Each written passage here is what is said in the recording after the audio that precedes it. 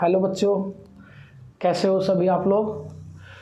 Part 6 कलोप्टिक्स का हमने आज 4 बजे चैनल पर अपडेट कर दिया है। सभी बच्चों को मिल गया होगा। आई होप सब बच्चों ने पार्ट 5 तक सारी वीडियो को क्लियर करके पार्ट 6 की तरफ अपना ध्यान किया होगा। और कोई भी डाउट आए वो आप पूछ लें। और मुझे उम्मीद है कि बच्चों को बहुत अच्छे से वीडियो समझ में आ रही है, क्योंकि डाउट को लेकर कोई भी मेरे पास कोई क्वेरी नहीं आई है। जो भी कुछ भी अगर मैसेज आया है तो मुझे मतलब मेरी वीडियो को और हमारे टीचिंग मेथडोलॉजी की एप्रिसिएशन को लेकर आया है। बहुत अच्छी बात है और इस चीज़ के लिए मैं सभी का दिल से शुक्रिया करता हूँ कि आपने मेरे वीडियो को लाइक किया और इस चीज़ के लिए हमें एप्रिशिएट किया। Thank you very much. अभी हम अपना नेक्स्ट पार्ट 7 जो रिफ्रैक्शन ऑफ लाइट चल रहा था बच्चों, पार्ट 7 में आज हम स्नेल्स लॉ के ऊपर कुछ न्यूमेरिकल्स कर रहे हैं। आपने देखा होगा कि कल हमने स्नेल्स लॉ क्लियर किया था। स्नेल्स लॉ क्या था आपको सबको पता है, कल की वीडियो में क्लियर हो गया था। स्नेल्स लॉ ऑफ रिफ्रैक्शन क्या था? स्नेल्स लॉ ऑफ रिफ्रैक्शन होता है sine I by sine are equal to constant. और कांस्टेंट क्वांटिटी के तौर पर हम क्या यूज करते थे यहाँ पर? Refractive index mu. कुछ बुक में एन से भी रिप्रेजेंट कर देते हैं, ठीक है। इस चीज़ की कोई वो नहीं है कि भाई म्यू से रिप्रेजेंट करें या एन से, ठीक है। आपकी चॉइस है, म्यू से रिप्रेजेंट कीजिए चाहे एन से। रिफ्रैक्टिव इंडेक्स की दोनों है ये नोटेशन, ठीक है। दोनों नोटेशन रिफ्रैक्टिव इंडेक्स के। ये स्नेल्स लॉ होता है आपका sine I by sine r equals to refractive index, right. Snell's law पे एक क्वेश्चन है बहुत अच्छा, कल हमने स्नेल्स लॉ क्लियर कर दिया था। ये क्वेश्चन देखिए सीबीएसई 2015 में आया हुआ क्वेश्चन है, बहुत ही अच्छा न्यूमेरिकल है। क्या है ये? आपको एक ग्लास प्रिज्म दिया हुआ है। प्रिज्म क्या होता है बच्चों? प्रिज्म आपने 10th में पढ़ा होगा। प्रिज्म किसको बोलते हैं? ट्रांसपेरेंट ग्लास को बोलते हैं, राइट। ट्रांसपेरेंट ग्लास को प्रिज्म बोलते हैं, ट्रांसपेरेंट ग्लास। या आप ये बोल सकते हो कि प्रिज्म के बारे में दूसरे शब्दों में आप ये बोल सकते हो, it is a portion of transparent refracting medium. It is a portion of transparent refracting medium, portion of transparent refracting medium, ये भी बोल सकते हो आप। Refracting medium, portion of transparent refracting medium, ठीक है। प्रिज्म होता है ये आपका प्रिज्म हो गया। यहां से क्या हुआ? यहां से एक लाइट, ये ओ लिख देता हूं मैं यहां पर बच्चों। OQ नाम की एक लाइट इंसिडेंट होती है। इसके कौन से फेस पर होती है? सपोज कीजिए इसके XYZ, ये प्रिज्म मैंने दिखा दिया XYZ। इसके किस पर होती है? XY फेस पर। XY फेस पर लाइट इंसिडेंट हो रही है OQ नाम की लाइट XY इंटरफेस पर इंसिडेंट करती है, ठीक है। कहां से आ रही है बच्चों? रेयर मीडियम से आ रही है। ये रेयर मीडियम हो गया। और कहां जा रही है? ग्लास मीडियम में। ग्लास मीडियम, डेंसर मीडियम आपका ग्लास मीडियम है, क्योंकि ये प्रिज्म है। प्रिज्म क्या होता है? ट्रांसपेरेंट ग्लास, ठीक है। रिफ्रैक्टिंग मीडियम होता है, रिफ्रैक्टिंग मीडियम है ना। तो रिफ्रैक्शन होगा मतलब light goes from one medium to another.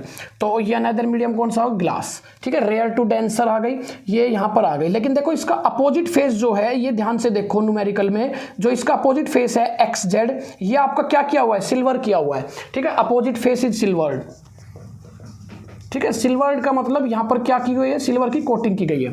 I mean ये पॉलिश सरफेस है, ठीक है। ये पॉलिश सरफेस है। यहां से लाइट क्या हो गई? देखो पॉलिश सरफेस है तो रिफ्लेक्ट बैक हो जाएगी, है ना। Retrace its path. Retrace its path का मतलब इससे इस फेस XZ फेस से लाइट क्या करती है? स्ट्राइक करके क्या हो जाती है? गेट रिवर्स, है ना। एंड रिट्रेस इट्स पाथ मतलब अब जिस पाथ से आई थी उसी पाथ पर क्या हो जाती है? रिवर्स, है ना। क्योंकि ये रिफ्लेक्टिंग पार्ट है। XY जो है इसका रिफ्लेक्टिंग फेस है। यहां से लाइट पास तो होनी नहीं, तो क्या हो जाएगी? रिफ्लेक्टिंग सरफेस से रिफ्लेक्ट बैक हो जाएगी, बाउंस बैक हो जाएगी, ठीक है। अपने उसी पाथ पर क्या हो जाएगी? रिवर्स हो जाएगी। समझ में आ गई बच्चों? ये आपको क्वेश्चन दिया हुआ है। अगर ऐसी सिचुएशन है तो आपको ये शो करना है कि this is the angle of prism. A जो होता है बच्चों, इसको एंगल ऑफ प्रिज्म बोलते हैं। राइट एंगल ट्राइंगल टाइप का प्रिज्म है ना, ये राइट एंगल ट्राइंगल है, ठीक है। तो ये आपका क्या होगा? Angle of prism. A angle of prism होता है। तो एंगल ऑफ प्रिज्म आपको A equal to cos inverse mu by 2, A equal to cos inverse mu by 2 prove करना बच्चों, ठीक है। स्नेल्स लॉ का क्वेश्चन है, बहुत ही अच्छा क्वेश्चन है। ध्यान से देखो, हम बहुत ही सरल मेथड से, बहुत ही इजी मेथड से इसको सोल्व करेंगे। बड़े सरल तरीके से इसका सॉल्यूशन करेंगे। देखो सॉल्यूशन देखो बच्चों, स्नेल्स लॉ क्या होता है, लाइट कहाँ से जा रही है भाई, रेयर टू डेंसर। तो स्नेल्स लॉ में क्या लिखूंगा, mu equal to sine I by sine r. सभी को पता है ये sine I by sine r. बच्चों i equal to 2a given है, आपको न्यूमेरिकल में गिवन है। एंगल ऑफ इंसिडेंस कितना दे रखा है 2a, तो मैं आई की जगह 2a रिप्लेस कर दूंगा अपॉन साइन आर। बोलो सबको ये बात समझ में आ गई, क्लियर हो गया। अब देखो जो मुझे प्रूव करना है उसमें मेरे पास एक ही रिक्वायरमेंट है, 2b मेरे पास आ सकता है, म्यू भी आ रहा है, लेकिन कोस यहां मुझे ना तो आर चाहिए ना ही साइन चाहिए, है ना। कोस की टर्म में मुझे चाहिए, कोस की टर्म में है ये जो प्रूव करना है, ये कोस की टर्म में, ये साइन की टर्म है। तो बच्चों मैं इसको कोस की टर्म बना लेता हूं। मैथमेटिक्स में साइन 2 थीटा का फॉर्मूला क्या होता है, 2 साइन थीटा कोस थीटा। सबको समझ में आ रही है बात, 2 साइन थीटा कोस थीटा। सबको क्लियर हो गया ये पॉइंट। साइन 2 थीटा का फॉर्मूला लगा दिया बच्चों, 2 sine theta cos theta divide by sine R H it is. ठीक है, अब मुझे आर नहीं चाहिए, जो मुझे प्रूव करना है उसमें मुझे आर नहीं चाहिए, मैं यहां से आर को रिप्लेस करूंगा। और देखो कोस इनवर्स म्यू बाई 2, मतलब कोस की टर्म चाहिए मुझे, साइन की टर्म ना तो यहां चाहिए ना यहां चाहिए। मुझे ये साइन की टर्म यहां से डिक्लाइन करनी पड़ेगी या यहां से रिमूव करनी पड़ेगी।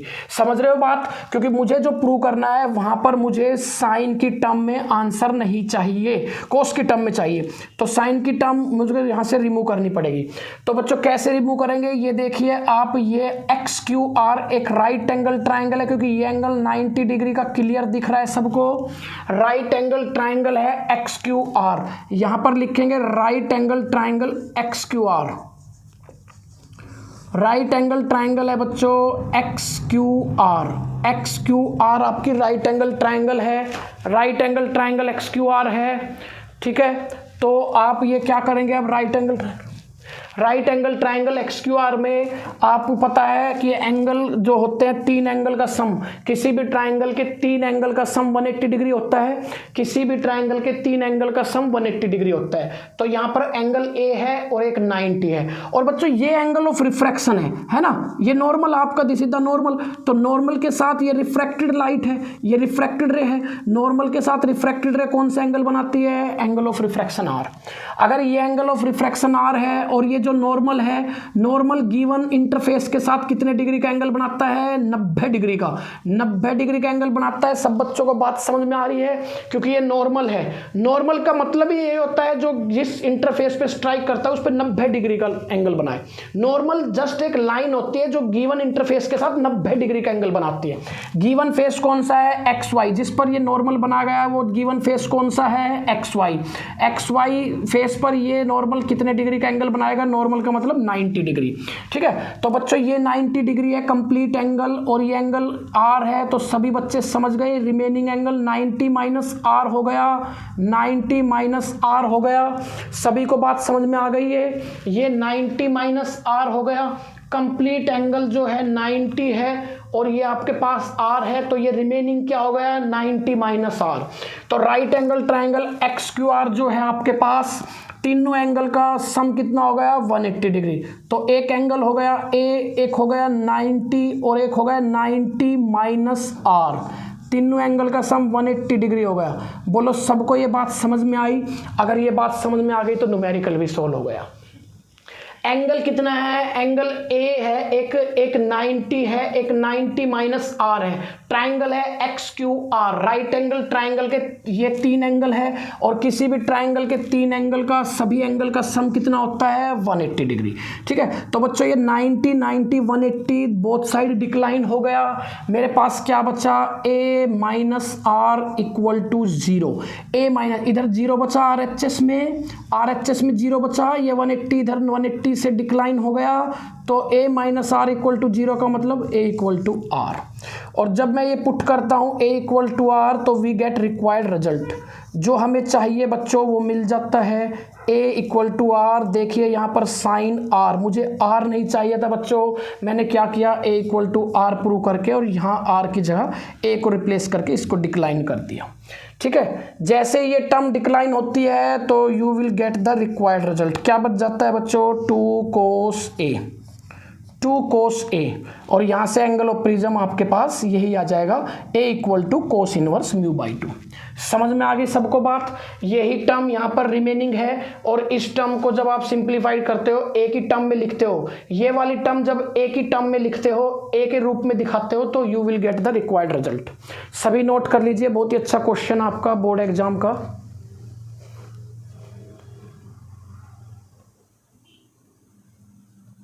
कह दिया, खत्म बात। बच्चों नेक्स्ट टॉपिक देखो, principle of reversibility of light. Principle of reversibility of light simple topic है, ज़्यादा कुछ नहीं है इसमें, पर फिर भी थोड़ा सा देख लो। रिवर्सिबिलिटी ऑफ लाइट का मतलब क्या है? अगर लाइट अपने ओरिजिनल पाथ पर रिवर्स हो जाती है, मतलब अपने उसी पाथ को रिट्रेस करती है, तो उसके कौन से पैरामीटर्स चेंज होते हैं, ठीक है, किस क्वांटिटी में चेंज आता है, ठीक है। लाइट की रिवर्सिबिलिटी मतलब लाइट अपने पाथ पर, जिस पाथ से आई है उस पाथ को क्या करेगी, रिट्रेस करेगी, मतलब उस पाथ पर लाइट क्या हो जाएगी, गेट रिवर्स। तो उस दौरान इस फिनोमिनन में कौन सी क्वांटिटी में क्या चेंज आते हैं वो हम करेंगे, ठीक है। ठीक है भाई, तो अभी देखो प्रिंसिपल ऑफ रिवर्सिबिलिटी क्या होता है, ये ध्यान से देखो सभी।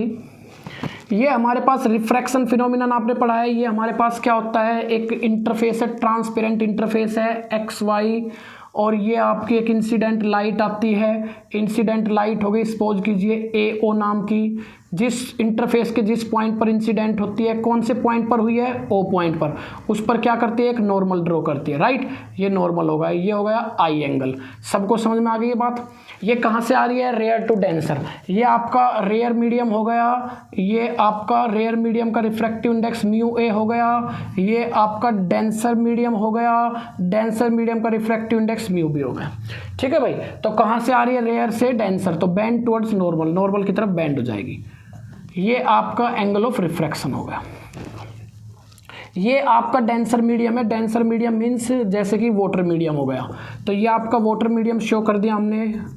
अब लाइट अपने पाथ पर क्या करेगी, अपने पाथ पर रिवर्स हो जाएगी, मतलब जिस पाथ से आई थी उसी पाथ पर रिफ्लेक्ट बैक हो जाएगी, है ना। रिवर्सिबिलिटी का मतलब लाइट का पाथ क्या हो जाएगा, path of light gets reverse, मतलब लाइट एक तरह से रिफ्लेक्ट बैक हो जाएगी। तो रिफ्लेक्ट बैक होने के लिए क्या कंडीशन होनी चाहिए कि लाइट के रास्ते में क्या लगाया जाए, एक कोई कोटेड सरफेस लगाया जाए। लाइट के रास्ते में एक रिफ्लेक्टिंग सरफेस लगाया जाए। रिफ्लेक्टिंग सरफेस मतलब मिरर, राइट।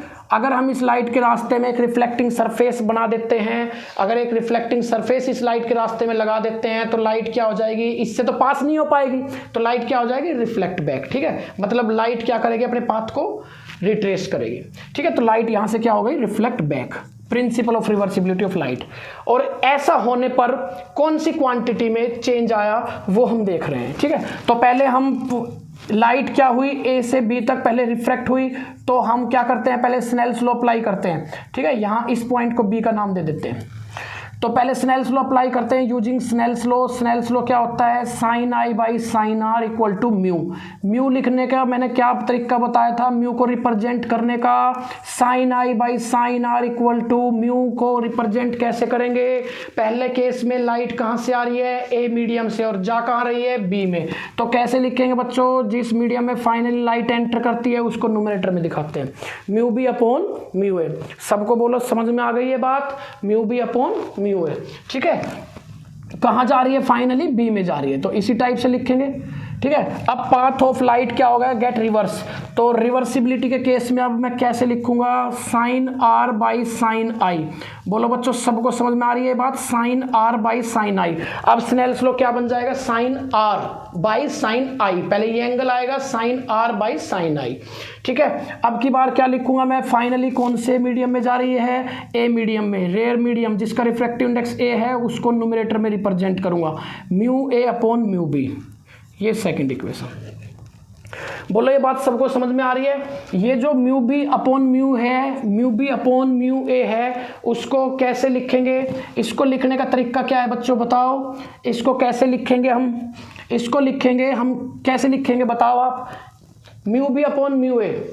ये क्या है आपका, ये आपका है relative refractive index, relative refractive index of B with respect to A, relative refractive index of B with respect to A. समझ में आ गई सबको ये बात? Relative refractive index of B with respect to A, ठीक है। और इसको कैसे लिखेंगे? इसको लिखेंगे relative refractive index of A with respect to B. समझ में आ गई सबको ये बात? कल मैंने आपको एक बात बताई थी, बहुत ही साधारण बात बताई थी, जिस मीडियम में लाइट फाइनली एंटर करती है उस मीडियम का रिफ्रैक्टिव इंडेक्स न्यूमरेटर में अपीयर किया जाता है।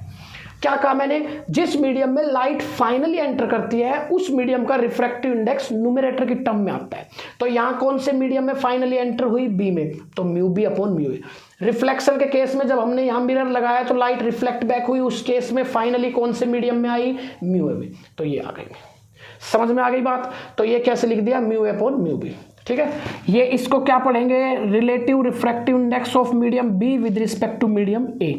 इसको क्या पढ़ेंगे? Relative refractive index of medium A with respect to medium B, ठीक है। दोनों को बच्चों में मल्टीप्लाई कर देता हूं। इन दोनों इक्वेशन को मल्टीप्लाई करने पर क्या मिलता है मुझे? Sine I by sine R, ये आपकी फर्स्ट इक्वेशन है। इनटू इसको मल्टीप्लाई कर देता हूं सेकंड, जो कि sine R by sine R है, sine I, sine R by sine I, sine I by sine R into sine R by sine R. इधर क्या है बच्चों? ये आपका है ए म्यू बी और दूसरा क्या है आपका? B mu A. बोलो सबको ये बात समझ में आ गई? ये आपका क्या है? ए म्यू बी और दूसरा क्या है? बी म्यू ए, ठीक है। ये कैंसिल हो गई टर्म, साइन आर से साइन आर डिक्लाइन कर दिया, साइन आई से साइन आई डिक्लाइन कर दिया।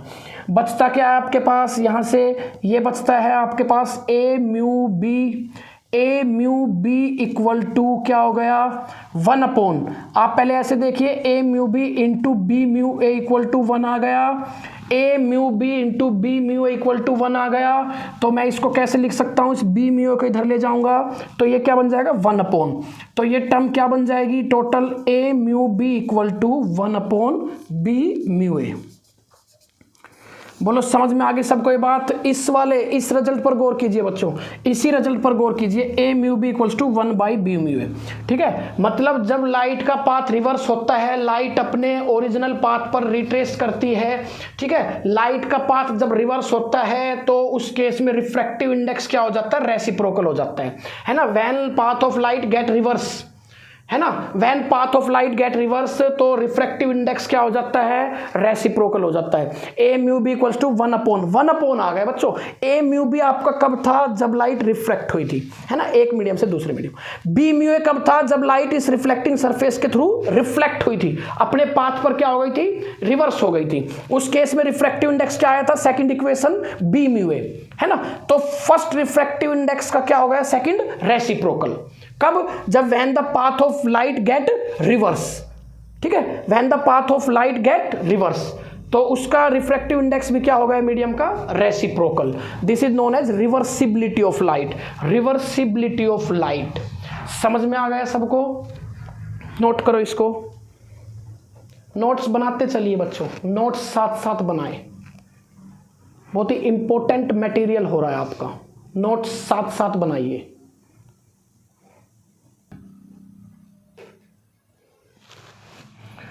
बड़ा इंपॉर्टेंट टॉपिक कर रहे हैं, आपके बोर्ड एग्जाम से रिलेटेड क्वेश्चन भी आते हैं बच्चों इस पर, numerical. Total internal reflection, total internal reflection, सभी बच्चे बहुत ध्यान से फोकस करेंगे इस टॉपिक पर। TIR बोलते हैं, ठीक है, एब्रीवेशन फॉर्म में इसको TIR बोलते हैं बच्चों। This is much important topic according to board exam. TIR बहुत ही इंपॉर्टेंट टॉपिक है, ठीक है। इस पर न्यूमेरिकल्स भी आते हैं TIR पर, आपके क्रिटिकल एंगल से रिलेटेड न्यूमेरिकल्स आते हैं इस पर। TIR क्या होता है? देखो, हम पढ़ तो रिफ्रैक्शन रहे बच्चों, और यहाँ हमने रिफ्लेक्शन लिख दिया, है ना। तो एक इंटरेस्टिंग फिनोमिनन बनता है, इंटरेस्टिंग फिनोमिनन बनता है, क्योंकि हम पढ़ तो रिफ्रैक्शन का केस रहे हैं, लेकिन मैंने यहाँ पर सडनली रिफ्लेक्शन लिख दिया, तो बड़ा इंटरेस्टिंग टॉपिक बन जाता है ये। क्या होता है ये देखो, ये हमारे पास एक इंटरफेस है, XY नाम का इंटरफेस है, ये आपका डेंसर मीडियम हो गया, सभी बच्चों को अच्छे से पता है ये डेंसर मीडियम हो गया। इसके अदर देन दूसरा मीडियम क्या हो गया, रेयर मीडियम हो गया। ठीक है, ये आपका डेंसर मीडियम हो गया और ये आपका रेयर मीडियम हो गया। ये रेयर मीडियम हो गया बच्चों, ये रेयर मीडियम हो गया। ठीक है भाई, rare medium refractive index mu A से रिप्रेजेंट कर दो या म्यू 1 बोल दिया करो, म्यू ए बोल दो चाहे म्यू ए 1 बोल दो। ठीक है, इससे कोई खास फर्क नहीं पड़ा। ये आपका डेंसर मीडियम दिखा दिया हमने, ऑप्टिकली डेंसर मीडियम है, ये डेंसर मीडियम हो गया। डेंसर मीडियम हो गया बच्चों। इसका रिफ्रैक्टिव इंडेक्स क्या होता है आपका, म्यू बी या फिर क्या बोल सकते हो म्यू 2। ठीक है, इसकी कंडीशन लिखते हैं पहले। TIR की कंडीशन क्या होती है, condition for TIR to be takes place, condition for TIR to be takes place. ये सभी बच्चे बहुत ध्यान से नोट करें, condition for TIR to be takes place. TIR बच्चों क्या होता है, total internal reflection to be takes place. TIR होने के लिए क्या कंडीशन होनी चाहिए, कौन कौन सी कंडीशन सेटिस्फाई होनी चाहिए तभी हमारा TIR होगा, कौन कौन सी कंडीशन सेटिस्फाई होने चाहिए तभी हमारा TIR होगा। कंडीशन लिख रहे हैं। फर्स्ट हो गई आपकी रे of light should travel from, रे of light should travel from optically denser medium, ray of light should travel from optically denser medium, travels from optically denser medium। सभी नोट करेंगे, ray of light travel from optically denser medium to rare medium, optically denser medium to rare medium. Ray of light first condition होगी बच्चों TIR की, ray of light should travel from optically denser to optically rare medium. ठीक है, सबने note कर लिए condition, optically denser to optically rare medium. Second condition क्या हो गई, angle of incidence, angle of incidence जिसको आई से रिप्रेजेंट करते हैं, angle of incidence I should greater than, angle of incidence must be greater than, angle of incidence must be greater than, must be use किए जो बच्चों, must be greater than, must be greater than angle of critical, angle of critical must be greater than critical angle for a given pair of media, for a given pair of media। Pair मतलब यहाँ पर कितने medium participate कर रहे हैं, 2। ठीक है, 2 medium आपका गिवन पेयर मतलब एक पेयर बन गया 2 मीडियम का, है ना, 2 मीडियम है तो एक पेयर बन गया। तो एंगल ऑफ इंसिडेंस क्या है, must be greater than, angle of incidence must be greater than critical angle for a given pair of media. 2 media है यहाँ पर, rare media and denser media. ठीक है, ये कंडीशन सेटिस्फाई होनी चाहिए। अब ये क्रिटिकल एंगल नई बात आई, ये अभी आपको क्लियर हो जाएगा, इसमें पूरे अच्छी तरह से ध्यान से देखिए। सारे के सारे फिनोमिनन में आपको, पूरे के पूरे फिनोमिनन में क्रिटिकल एंगल आपको दिखाई देगा। वहां पर आपको विद डेफिनेशन हम बहुत अच्छे से समझाएंगे कि क्रिटिकल एंगल क्या है और क्या यूज है। इस पर न्यूमेरिकल आते हैं स्टूडेंट्स, ध्यान से मेरी बात को सुनिए, इस पर न्यूमेरिकल्स आते हैं बोर्ड एग्जाम में क्रिटिकल एंगल पर। ये दो वो कंडीशन है जिन कंडीशन के सेटिस्फाई होने पर ही TIR होगा। मतलब TIR होने के लिए ये कंडीशन का सेटिस्फाई होना जरूरी है, TIR होने के लिए इन दोनों कंडीशन का सेटिस्फाई होना जरूरी है। ठीक है, इन कंडीशन को नोट कीजिए, फिर हम TIR बताते हैं आपको क्या होता है।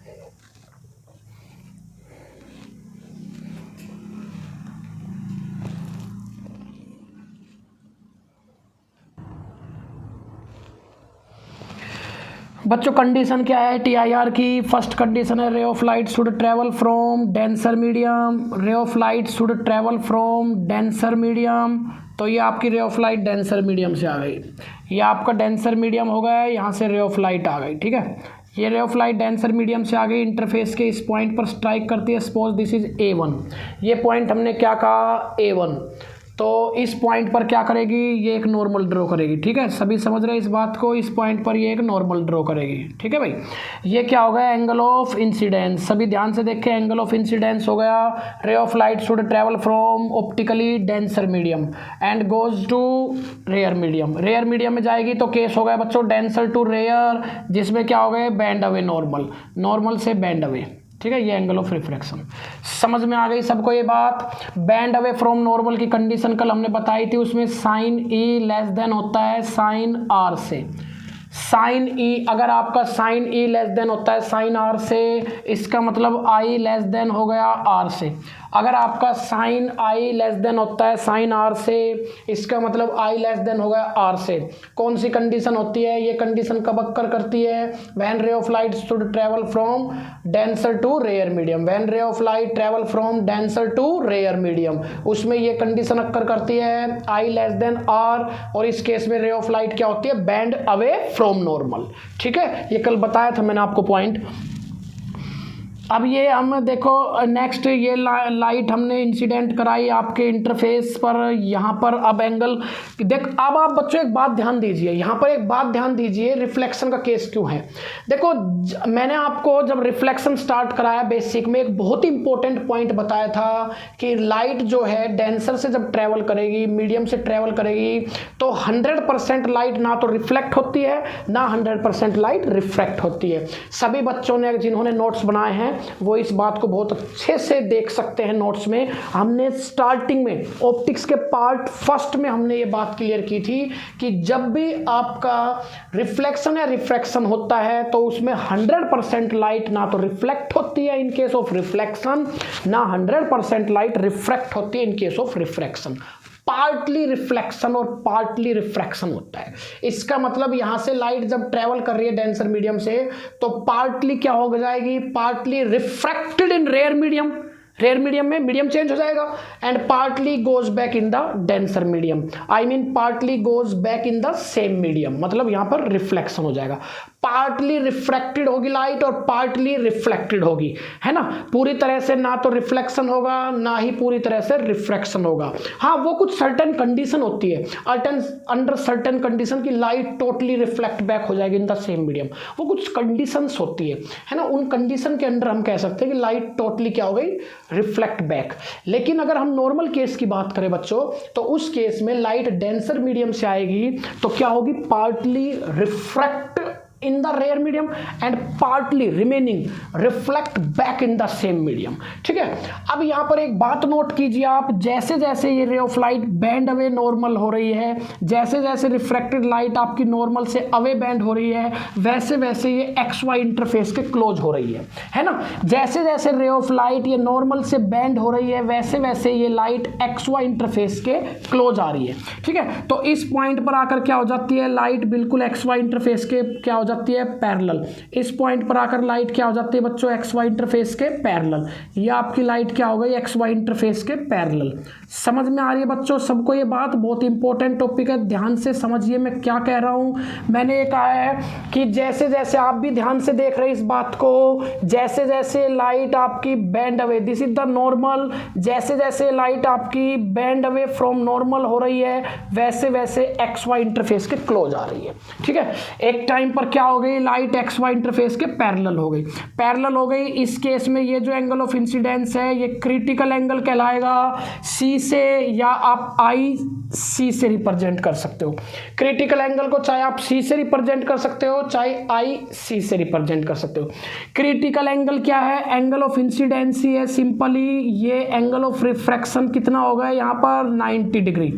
बच्चों समझ में आ गई ये बात। हमने एक बात कही थी कि टोटल इंटरनल रिफ्लेक्शन कब होगा, when angle of incidence must be greater than this critical angle. ठीक है, अभी क्या है आपका, angle of incidence critical angle के इक्वल है। इस पॉइंट पर क्या था, angle of incidence less than critical angle था। इस पॉइंट पर क्या हुआ, angle of incidence equal to critical angle हो गया, और जब लाइट टोटली रिफ्लेक्ट बैक हो जाएगी तीसरे केस में angle of incidence must be greater than critical angle हो जाएगा।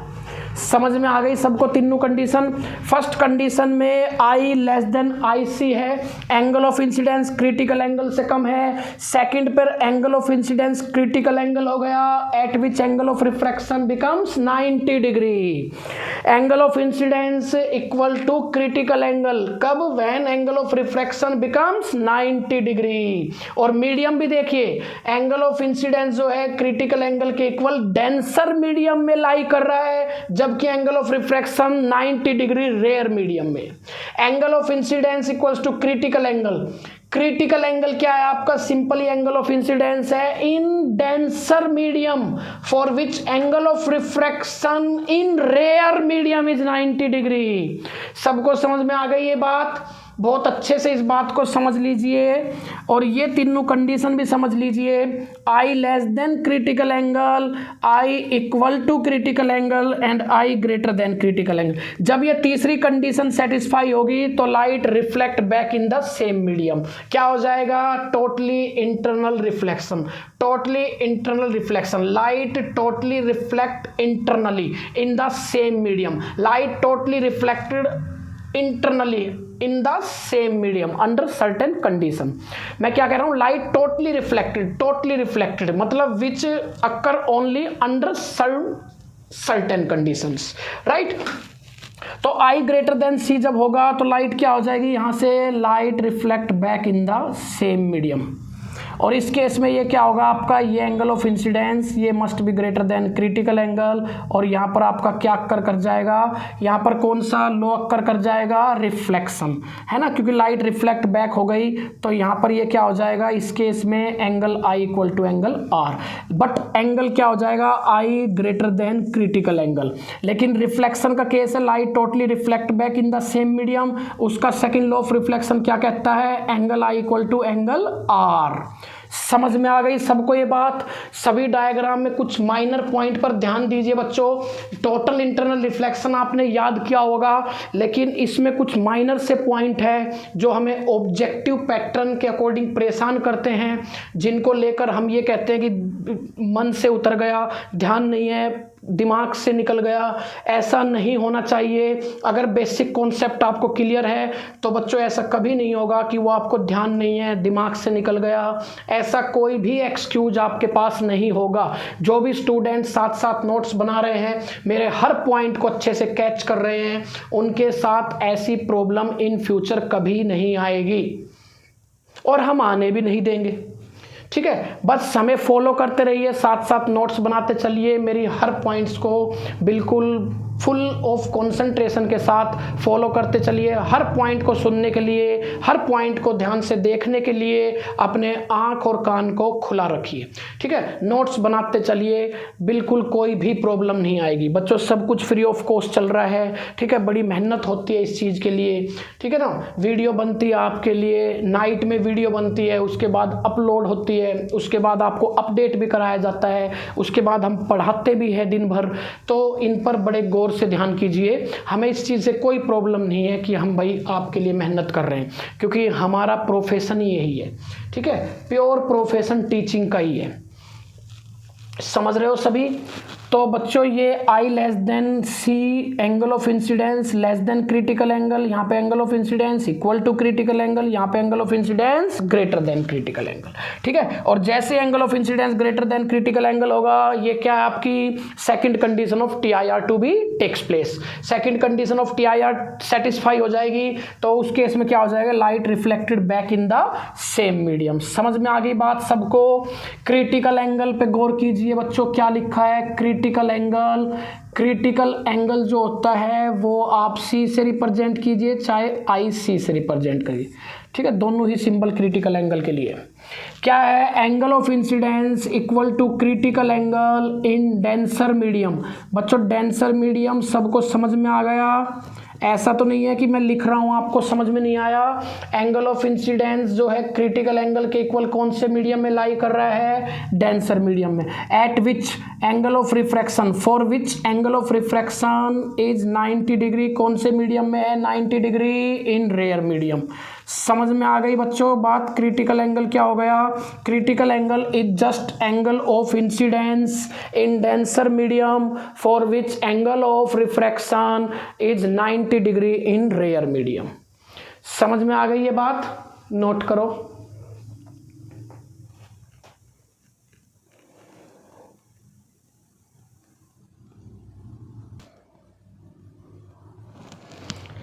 इसमें बच्चों एक रिलेशन आती है, relation in between refractive index and critical angle, relation in between refractive index mu and critical angle C, relation in between mu and C. TIR का ही बड़ा इंपॉर्टेंट पार्ट है आपका, रिफ्रैक्टिव इंडेक्स और क्रिटिकल एंगल में क्या relation होती है। तो बच्चों इस रिलेशन को क्लियर करेंगे हम स्नेल्स लॉ का यूज करते हुए। अकॉर्डिंग टू स्नेल्स लॉ क्या होता है, स्नेल्स लॉ होता है आपका sine I by sine R, sine I by sine R. लेकिन सभी बच्चे इस बात पर गौर कीजिए, सभी बच्चे इस बात पर गौर कीजिए, जो मैं रिफ्रैक्टिव इंडेक्स लिखूंगा वो कैसे लिखूंगा, फाइनली लाइट आपकी किस में जा रही है, फाइनली मतलब आपकी रिफ्रैक्शन के थ्रू। स्नेल्स लॉ यूज कर रहा हूं तो रिफ्रैक्शन का केस है, क्योंकि स्नेल्स लॉ तो सेकंड लॉ ऑफ रिफ्रैक्शन है, रिफ्रैक्शन का लॉ है। तो उस केस में आपकी लाइट कहां जाती है, डेंसर टू रेयर मीडियम। आपकी TIR की फर्स्ट कंडीशन क्या है, ray of light should travel from optically denser medium to rare medium, right. तो कहां जा रही है, रेयर मीडियम। मतलब मैं रेयर मीडियम को कहां लिखूंगा, न्यूमरेटर में। कैसे लिखूंगा, μ1 अपॉन μ2। समझ में आ रही है बच्चों बात, μ1 अपॉन μ2। क्लियर हो गई सबको ये बात। ऐसे भी लिख सकते हो आप 2μ1 मीन्स रिलेटिव रिफ्रैक्टिव इंडेक्स। समझ में आ गई ये बात, relative refractive index of medium, relative refractive index of medium 1, of medium 1 with respect to medium 2, right.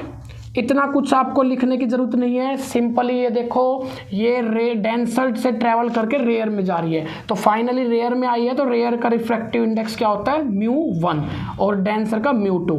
तो फाइनली जहां रे ऑफ लाइट चली जाती है वहां उस मीडियम का रिफ्रैक्टिव इंडेक्स कहाँ रिप्रेजेंट करते हैं, न्यूमरेटर टर्म में। उसका रिफ्रैक्टिव इंडेक्स कहाँ रिप्रेजेंट करते हैं, न्यूमरेटर टर्म में। तो ये मैंने कर दिया, ठीक है। अब जब when angle of incidence equal to critical angle कब होगा, for which angle of refraction equals to 90 degree. TIR की कंडीशन यही है बच्चों, ठीक है। TIR की कंडीशन जो है angle I greater than C है, angle I greater than C है। लेकिन आपका critical angle angle of incidence के इक्वल कब होता है, जब एंगल R 90 डिग्री होता है, ठीक है। This is not the condition for TIR। TIR की कंडीशन नहीं है ये। TIR की कंडीशन तो ये होती है कि denser to rare light travel करे, और second angle of incidence not equal to, angle of incidence must be greater than, angle of incidence not equal to critical angle, angle of incidence must be greater than critical angle. समझ में आ गई बात। ये TIR की condition नहीं है, ये सिर्फ क्या है, आपकी क्रिटिकल एंगल की डेफिनेशन है कि critical angle is just angle of incidence in denser medium, diagram में देखा आपने, in denser medium for which angle of refraction equal to 90 degree in rare medium. इसको मैं यहाँ पर अप्लाई करता हूँ तो I की जगह C पुट करता हूँ, I की जगह बच्चों C पुट करता हूँ, तो क्या कब पुट करूँगा, when angle of refraction becomes 90 degree. अगर मैं I की जगह C पुट कर रहा हूँ, अगर मैं I की जगह C पुट कर रहा हूँ तो R की जगह क्या आएगा, 90 डिग्री। इधर क्या लिखूँगा, μ1 अपॉन μ2। सबको समझ में आ गई ये बात। साइन 90 क्या होता है मेरे पास, साइन 91 होता है, सबको पता है। तो साइन C इक्वल्स टू हो गया μ1 upon μ2, sine C equals to हो गया μ1 अपॉन μ2। समझ में आ रही है सबको ये बात। सभी फुल ऑफ कॉन्सेंट्रेशन के साथ यहीं पर नजर रखे बिल्कुल, ठीक है। Sine C equals to μ1 upon μ2 आ गया। क्लियर हो गई सबको ये बात। अब हमारा μ1 क्या है, μ1 refractive index of rare medium है। रेयर मीडियम क्या हो गई, जनरली एयर हो गई, तो रिफ्रैक्टिव इंडेक्स कितना होता है बच्चों, 1 होता है। μ2 हमारा क्या है, refractive index of denser medium. Denser medium what ever कोई भी मीडियम हो सकता है, तो हमने उसका रिफ्रैक्टिव इंडेक्स क्या कर दिया, म्यू। क्योंकि हमारे पास डेंसर मीडियम क्या है, डेंसर मीडियम फिक्स नहीं है, लेकिन हमने रेयर मीडियम क्या दिखाया कि if rare medium is air, तो उसका रिफ्रैक्टिव इंडेक्स क्या होता है, 1। ठीक है, एयर को ही बोलते हैं रेयर मीडियम। डेंसर मीडियम कोई भी मीडियम हो सकता है, उसका रिफ्रैक्टिव इंडेक्स मैंने अननोन टर्म की फॉर्म में रिप्रेजेंट किया, क्योंकि डेंसर मीडियम मेरे पास स्पेसिफिक नहीं है ना कि भाई यही मीडियम होगा डेंसर, तो मैंने क्या किया, म्यू से रिप्रेजेंट किया। तो जब ऐसा होता है तो मैं यहाँ वैल्यू पुट करता हूँ, तो मेरे पास क्या बन जाता है, साइन सी इक्वल टू μ1 की वैल्यू 1 बन जाती है, μ2 की वैल्यू म्यू बन जाती है। ठीक है, साइन सी इक्वल्स टू 1/μ आ गया, सबको समझ में आ गई ये बात। इसको मैं ऐसे भी लिख सकता हूँ कि म्यू इक्वल टू, इसको मैं ऐसे भी लिख सकता हूँ बच्चों, mu equal to 1/sin C, mu equal to 1/sin C. This is the relation in between mu and C, this is the relation in between refractive index and critical angle. सबको समझ में आ गई ये बात? नोट करो, आपको इस बात के ऊपर देखो एक और इम्पोर्टेंट पॉइंट बताते हैं, पहले आप इसको नोट कर लीजिए अच्छे से, 4 स्टेप में लिखी है, 4 स्टेप को अच्छे से समझ लीजिए। ठीक है ना, ये रिलेशन आ गई आपके पास, म्यू इक्वल्स टू 1/sin सी, बहुत इंपॉर्टेंट रिलेशन है, न्यूमेरिकल बनता है भाई क्रिटिकल एंगल पर।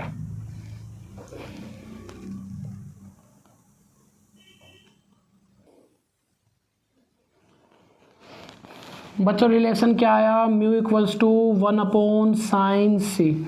आप देख पा रहे हैं म्यू और साइन में इन्वर्सली प्रोपोर्शनल का रिलेशन है, म्यू और सी में इन्वर्सली प्रोपोर्शनल का रिलेशन है। इसका मतलब जिस भी मीडियम का रिफ्रैक्टिव इंडेक्स ज़्यादा होगा उसका क्रिटिकल एंगल क्या होगा, कम होगा। जिस भी मीडियम का रिफ्रैक्टिव इंडेक्स ज़्यादा होगा उसके लिए क्रिटिकल एंगल कम होगा। जैसे फॉर एग्जांपल वाटर का रिफ्रैक्टिव इंडेक्स कितना होता है बच्चों, 1.33 है ना, 1.33 समथिंग, 4/3 होता है, तो ये अप्रोक्स 1.33 समथिंग। ठीक है, 1.3333 इस टाइप से ना, 4/3 वाटर का रिफ्रैक्टिव इंडेक्स 4/3, 1.33 मैं यहाँ पुट करता हूँ, तो मेरे पास साइन सी इक्वल्स टू 1/1.33 बन जाता है। बच्चों समझ में आ रही है सबको ये बात? इसको मैं क्या लिख सकता हूँ, ये आप इसको 4/3 लिख लीजिए, आप इसको 4/3 लिख लीजिए, देन इट विल बिकम 3/4। ये 1/म्यू को लिखूंगा 4/3, देन इट विल बिकम 3/4। समझ में आ गई बात? तो क्या बन गया मेरे पास, sine C equals to 3/4। Critical angle C क्या हो गया, C equals to sine will become sine inverse, sine in this side will become sine inverse, है ना, साइन इधर आकर साइन इनवर्स बन गया, तो C equals to sine inverse 3/4। तो क्रिटिकल एंगल कितना आ गया बच्चों, यहाँ से अप्रोक्सली 48.75 डिग्री आ गया। वाटर के केस में क्रिटिकल एंगल कितना हो गया, अगर हमारा डेंसर मीडियम वाटर हुआ तो क्रिटिकल एंगल कितना होगा, 48.75 डिग्री। सभी इस बात को नोट कर लीजिए, डायरेक्ट आपको ये पॉइंट पता होना चाहिए। ठीक है, अगर देखो आपका रिफ्रैक्टिव इंडेक्स कम है, रिफ्रैक्टिव इंडेक्स कम है तो जाहिर सी बात है क्रिटिकल एंगल ज़्यादा आएगा, है ना, और रिफ्रैक्टिव इंडेक्स ज़्यादा है तो क्रिटिकल एंगल कम आएगा। तो कंपैरिजन के लिए मैं दूसरा मीडियम डायमंड लेता हूँ। डायमंड के लिए, डायमंड का रिफ्रैक्टिव इंडेक्स बच्चों मैक्सिमम होता है, डायमंड का रिफ्रैक्टिव इंडेक्स मैक्सिमम होता है which is equal to 2.42 approx, which is equal to 2.42 approx. ठीक है, रिफ्रैक्टिव इंडेक्स डायमंड मीडियम का मैक्सिमम होता है 2.42। ठीक है, जब मैं इस वैल्यू को पुट करता हूं तो बच्चों मेरे पास ये क्या बन जाता है, ये बन जाता है sine C equals to, sine C equals to यहाँ पर पुट करता हूँ 1/2.42, 1/2.42 रिफ्रैक्टिव इंडेक्स की वैल्यू पुट कर दी, तो साइन सी इक्वल टू 1/2.42 को मैं ऐसे भी लिख सकता हूँ अपॉन 10। बोलो ये बात सबको समझ में आ गई? सबको समझ में आ गई बच्चों ये बात? मैंने क्या कर दिया, यहाँ से पॉइंट को क्या कर दिया, यहाँ से रिमूव कर दिया, पॉइंट को रिमूव करके मैंने ऐसे लिख दिया है ना, 0.100। समझ में आ गई सबको ये बात? क्लियर हो गई बात? ठीक है, तो साइन सी इक्वल्स टू ये आ गया, तो आपका सी इक्वल्स टू क्या आ गया, साइन इनवर्स आ जाएगा इस इधर आकर, RHS में साइन क्या बन जाएगा, साइन इनवर्स 100/242 ये बन गया बच्चों। और यहाँ से क्रिटिकल एंगल कितना आ गया, अप्रोक्स 24.41 डिग्री, 24.41 डिग्री ये आ गया बच्चों। अब आपको क्लियर नजर आ गया, जब डायमंड का रिफ्रैक्टिव इंडेक्स ज़्यादा था तो उसके केस में देखो क्रिटिकल एंगल कम आया है। जब वाटर का रिफ्रैक्टिव इंडेक्स कम था तो उसके केस में critical angle in comparison to diamond ज्यादा आया है ना। मतलब क्रिटिकल एंगल और रिफ्रैक्टिव इंडेक्स में इनवर्स रिलेशन क्या प्रूव कर रही है, इनवर्स रिलेशन ये साबित करती है कि मेरा जहां जिस मीडियम का रिफ्रैक्टिव इंडेक्स कम होगा वहां लाइट क्रिटिकल एंगल क्या होगा, ज्यादा होगा, है ना। क्रिटिकल एंगल ज्यादा होगा। क्रिटिकल एंगल किसका ज्यादा आया बच्चों, डायमंड और वाटर में क्रिटिकल एंगल आया वाटर का ज्यादा।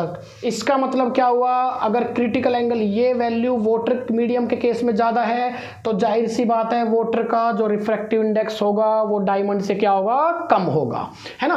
क्रिटिकल एंगल अगर आपका वाटर मीडियम के केस में ज्यादा है, ये वैल्यू ज्यादा है, तो आपका रिफ्रैक्टिव इंडेक्स क्या होगा, वाटर का कम होगा। ठीक है, कंपैरिजन कर दिया बिल्कुल। डायमंड का रिफ्रैक्टिव इंडेक्स ज्यादा है, ये ज्यादा है तो ये ड्यू टू इनवर्सली प्रोपोर्शनल इसका क्रिटिकल एंगल क्या आएगा, वाटर मीडियम से कम आएगा। समझ में आ गई। बहुत ही अच्छा पॉइंट है बच्चों, नोट कर लो, बुक में आपको ये पॉइंट नहीं मिलेंगे देखने पर। ठीक है, बड़े ही सीक्रेट पॉइंट होते हैं, बुक में भी ये बड़े छिपे होते हैं जिनको आप इग्नोर कर देते हो। सभी इन माइनर पॉइंट्स को नोट कर लीजिए। इस रिलेशन का हमने एक एग्जाम्पल से बिल्कुल क्लियर कर दिया फंडा। सबको समझ में आ गई बात। तो भाई सभी यहाँ तक नोट्स कंप्लीट रखिए और बहुत ही जल्दी हम बहुत ही थोड़ा और अच्छे लंबे वीडियो बनाएंगे, लेंथी वीडियो बनेंगे और वन शॉट में आपके चैप्टर को क्लियर मारेंगे। ठीक है, सब कुछ समझ में आ जाएगा। बस जुड़े रहिए, समय के साथ हमारे साथ जुड़े रहिए और देखते रहिए। ठीक है ना, सब कुछ आपको बिल्कुल क्लियर सुनाई देगा, क्लियर समझ में आएगा और क्लियर एक्सप्लेन हो जाएगा, कोई भी दिक्कत नहीं आएगी। You just wait and watch. सभी जुड़े रहिए, सभी स्टूडेंट्स को हमारे वीडियो को देखने के लिए बोलिए और सभी को फिजिक्स के एरिया में अपनी फील्ड ऑफ नॉलेज को क्या करने के लिए बोलिए, एक्सपेंड करने के लिए। सभी को आप क्या कीजिए, इस बारे में सजेस्ट कीजिए, हमारे चैनल पर फिजिक्स की वीडियो देखें। ठीक है भाई, चलो ओके बाय।